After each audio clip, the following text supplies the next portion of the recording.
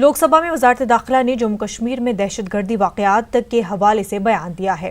وزارت مملکت داخلہ جی کشن ریڈی نے کہا کہ 5 اگست کے بعد جموں کشمیر میں دہشت گردی کے مختلف واقعات میں 19 افراد مارے گئے ہیں، جن میں غیر مقامی مزدور اور عام شہری شامل ہیں۔ وزارت داخلہ نے کہا کہ 5 اگست کے بعد جموں کشمیر میں دہشت گردانہ حملوں میں کمی آئی ہے۔ انہوں نے کہا کہ 5 اگست سے 27 نومبر کے درمیان دہشت گردی کے 88 واقعات پیش آئے ہیں۔ دوسری جانب سرحد پار سے دراندازی کے معاملوں میں کافی اضافہ ہوا ہے۔ ریڈی نے کہا کہ رواں سال 114 مرتبہ دراندازی کی کوشش کی گئی۔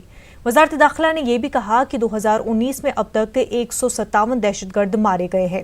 جموں کشمیر میں حالیہ پابندیوں کے تناظر میں وہاں کی معیشت کو نقصانات ہونے کے تعلق سے سوال پر وزارت داخلہ نے کہا کہ حکومت کو اس معاملے میں جموں کشمیر اور لداخ انتظامیہ سے کوئی رپورٹ موصول نہیں ہوئی ہے۔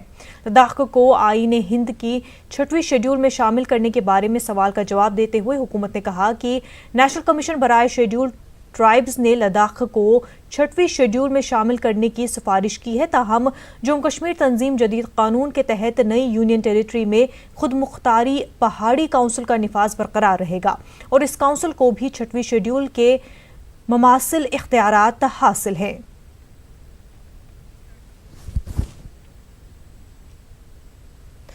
وادی کشمیر میں روز بروز حالات معمول پر